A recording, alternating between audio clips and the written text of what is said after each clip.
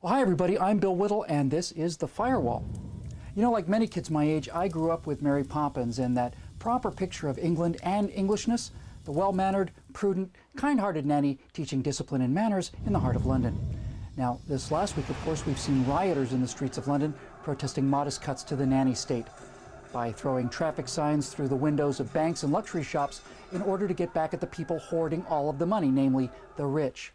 In Wisconsin, of course, we saw the same thing, mobs disrupting the legislative process because they didn't like the outcome, and state senators walking out not only on their jobs but also on their oaths because they were going to lose a vote critical to their liege lords and masters, the members of the public employees unions. They know which side their bread is buttered on. Now, speaking of heartless multimillionaires, the mendacious Michigan manatee of malevolence, Michael Moore himself, appeared on the steps of the state capitol in Madison and said this. America is not broke. Not by a long shot. The country is awash in wealth and cash. It's just that it's not in your hands. It has been transferred in the greatest heist in history from the workers and consumers to the banks and the portfolios of the uber rich. Look, put aside the hypocrisy of a multimillionaire who made his millions attacking capitalism, a man known to hire the cheapest non-union labor available and treat them as badly as anyone in the business. Put all 450 pounds of that oleaginous, quivering hypocrisy off to one side, or at least as far from the center as it'll fit, and ask yourself if Michael Moore is correct.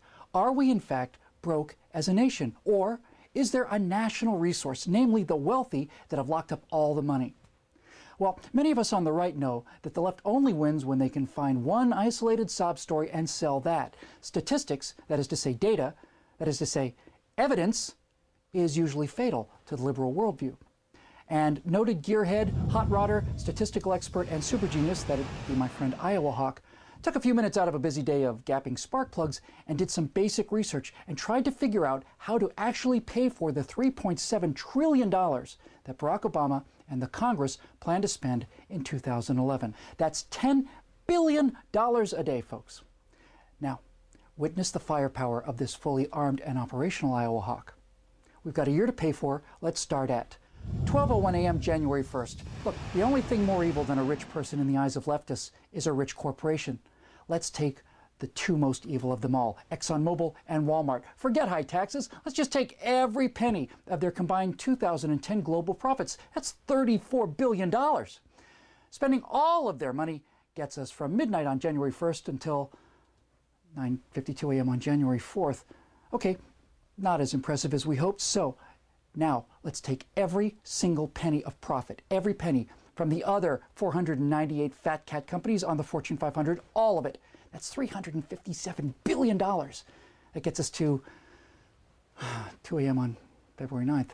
Okay, look, we've taken every dime of profit from the big companies and it's only Super Bowl time, so why don't we grab the obscene corporate advertising? That's $250 million, which will run the country for 36 minutes, but why stop there? Let's take all of the ad money on all 45 Super Bowls. That's $5 billion. That gets us to 2 p.m. on the same day, February 9th. Look, it's obvious that we can't do this just on the backs of corporations. So if we're going to soak the rich, let's start with the obscene sports salaries. Let's take all of the salaries from the NFL, the NBA, NHL, Major League Baseball, not their endorsement deals, just their salaries. Throw in all of the winnings on the PGA Tour and the money spent with those redneck, knuckle-dragging NASCAR fans as well. That's $9.4 billion, which gets us to 1 p.m. on the next day, February 10th. Okay, look, forget athletes. I mean, take all their money, but it's obviously not enough. Let's get to the rich. Let's take 100% of every penny that anyone makes above $250,000. I can hardly wait. Let's see. The number of U.S. households is 116 million. The percentage of households above 250K in income, I think that's 1.93%. So the number of households above 250K of income is 2,238,800 households. The total income of those households in excess of $250,000 is $1.412 trillion. Now we're talking. Let's eat the rich. Let's take everything everyone makes in America above $250,000, which gets us from February 10th all the way to, 6 p.m. on July 2nd. Well, look, obviously, we're going to have to cut some spending. I know. Why don't we just stop paying for the wars in Iraq and Afghanistan? That's where the money for healthcare goes after all, right? Into wars for oil?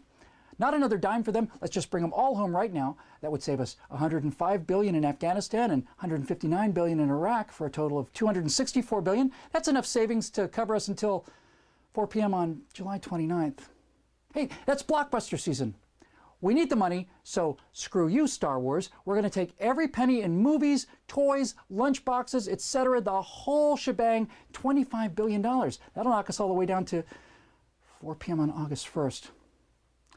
Look, God knows that Hollywood has been good to the left, but they're no longer useful idiots. They're just idiots now.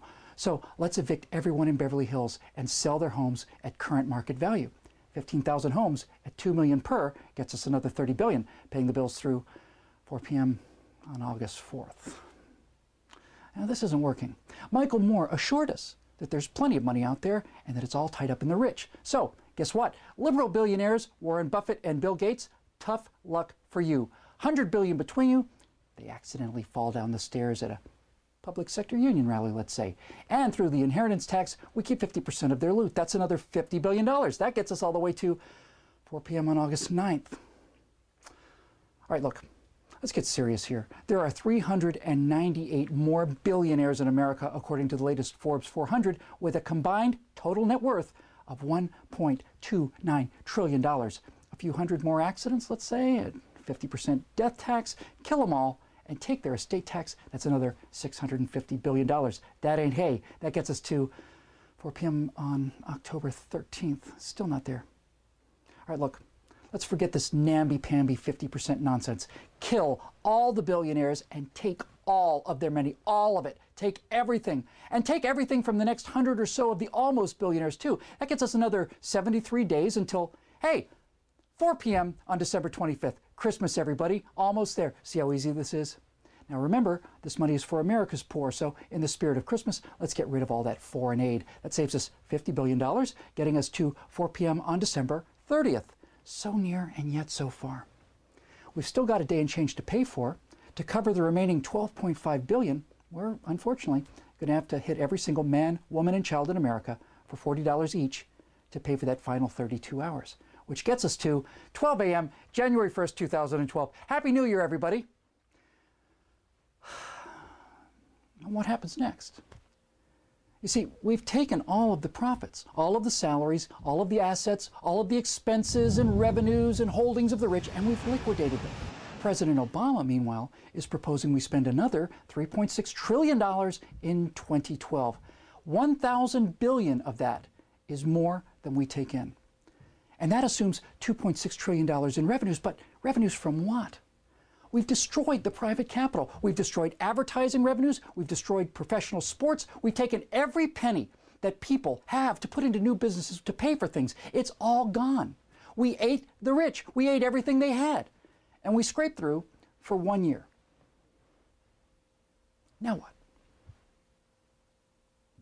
My friends, if you want to read the sharpest pen on the internet today, go and be amazed and amused and deeply humbled at the raw, ramshackle genius we found at iowahawk.typepad.com.